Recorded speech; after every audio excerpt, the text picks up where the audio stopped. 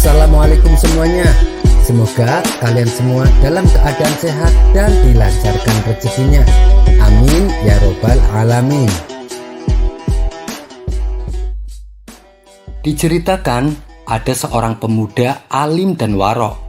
Pemuda itu bernama Syekh Muhammad bin Humair. Waktu siangnya ia pergunakan untuk berpuasa, sedangkan waktu malamnya ia pergunakan untuk sholat malam. Suatu ketika Syekh Humair ini pergi ke hutan untuk berburu. Di tengah aktivitasnya yang melelahkan, ia pun memutuskan untuk beristirahat sejenak. Tak berselang lama, tiba-tiba datang seekor ular yang terlihat ketakutan. Ular tersebut menghampiri Syekh Humair untuk meminta pertolongan. "Wahai Muhammad bin Humair, selamatkanlah saya. Niscaya engkau akan diselamatkan juga oleh Allah," kata si ular memohon. "Menyelamatkanmu dari siapa?" tanya Syekh Humair keheranan. "Dari musuh saya," jawab si ular. "Lalu di mana musuhmu?" tanya Syekh Humair kembali. "Ada di belakang saya, dia sedang mengejar saya," jawab si ular. "Dari golongan umat siapakah engkau, wahai ular?" tanya Syekh Humair. "Saya dari golongan umat Muhammad," jawab si ular. Karena merasa iba, Syekh Humair lalu membuka sorbannya. Ia pun menyuruh si ular untuk bersembunyi di balik sorban yang ia pakai. "Masuklah ke dalam sorbanku ini," kata Syekh Humair. Tetapi si ular menolaknya. "Percuma saja, wahai Humair, musuhku pasti dapat melihatku dan memangsaku," timpal si ular. "Lalu dengan cara apa supaya aku bisa menolongmu?" tanya Syekh Humair. "Jika engkau ingin benar-benar menolongku, bukalah mulutmu dan izinkan aku masuk untuk bersembunyi di dalamnya," pinta si ular. Permintaan ular ini tentu membuat Syekh Humair khawatir dengan keselamatan dirinya. "Aku tidak mau, aku takut kamu akan membunuhku," ujar Syekh Humair. "Demi Allah, aku tidak akan membunuhmu," kata si ular berjanji. Akhirnya Syekh Humair membuka mulutnya dan mengizinkan ular tersebut masuk ke dalamnya. Setelah si ular bersembunyi di dalam tubuh Syekh Humair, tidak berapa lama kemudian datang seorang pemuda menghampirinya. "Wahai tuan, apakah Anda melihat seekor ular?"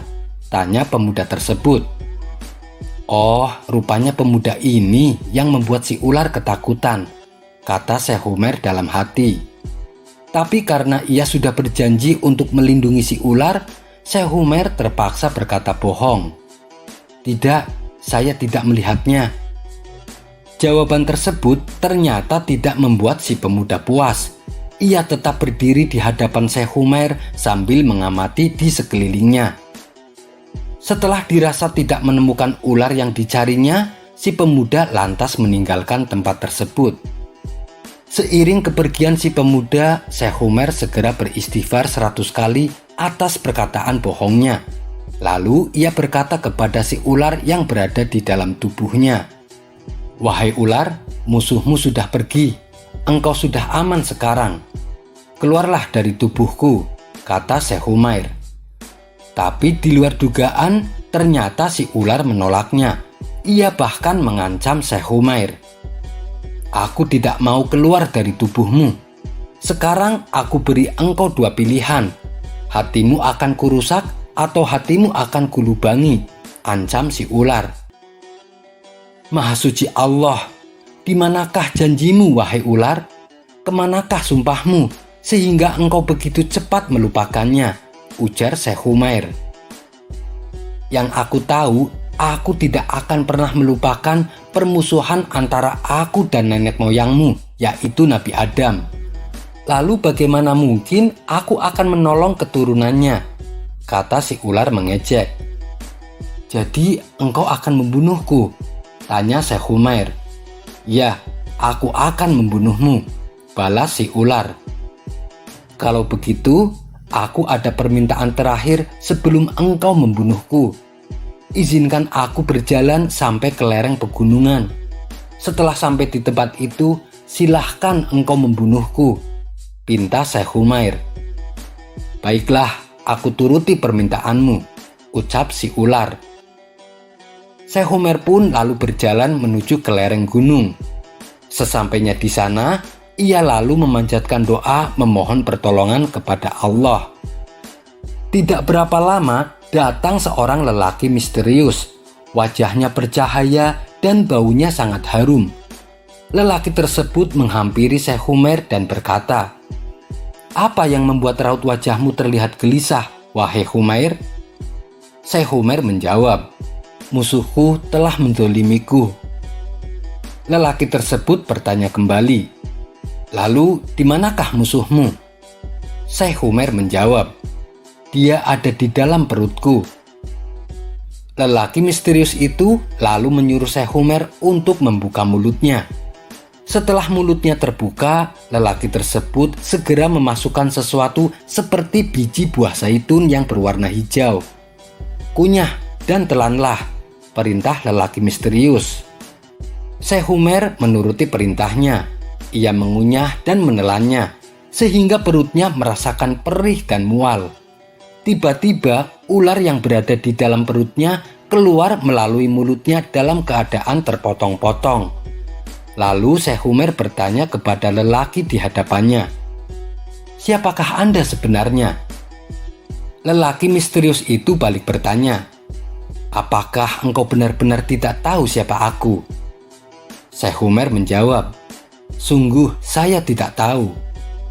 Lelaki tersebut lalu berkata, "Wahai Muhammad bin Umair, ketahuilah, tatkala engkau berdoa kepada Allah dan memohon pertolongan, semua para malaikat di langit menghadap kepada Allah agar diizinkan untuk menolongmu. Dan saya adalah malaikat yang paling terkenal di langit keempat yang ditunjuk oleh Allah. Allah lalu memerintahkan saya untuk pergi ke surga dan mengambil daun hijau untuk menolongmu."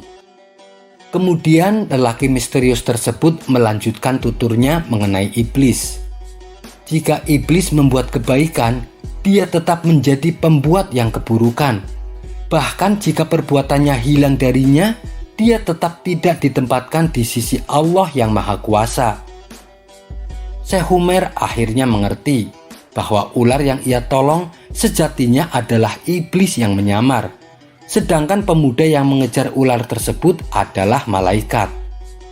Kisah ini terdapat dalam kitab Irsyadul Ibad yang diceritakan oleh Imam Zainuddin bin Abdul Aziz Al-Malibari.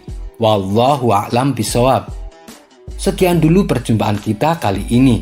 Sampai bertemu lagi di kisah selanjutnya. Terima kasih yang sudah subscribe dan setia menonton channel ini. Wassalamualaikum warahmatullahi wabarakatuh.